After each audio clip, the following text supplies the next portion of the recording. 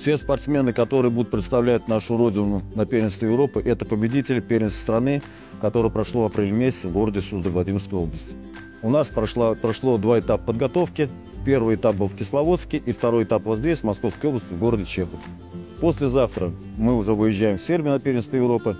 Капитаном сборной команды является Алант Летос, победитель весовой категории 37 кг, который был признан дважды лучшим боксером страны на переходной России в декабре месяце, когда он боксировал 54 килограмма, и на отборочном первенстве страны уже в апреле месяце, где он вышел уже в категории 57 килограмм. Физическая подготовка самая хорошая, но пока мы не выходим на пик формы. Пик формы у нас будет к четвертьфиналу, к полуфиналу, но и, разумеется, должно быть в финале.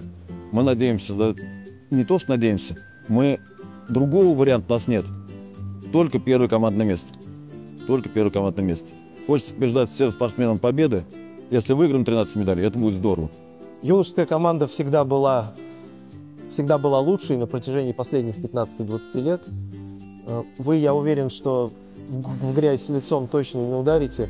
Команда классная, команда мастеровитая, обученная. Прежде всего от имени генерального секретаря Александра Александровича Беспутина, от себя лично я поздравляю вас. Вам досталось уникальное право на целый год представлять страну на первенстве Европы, носить гордое звание победителя Европы.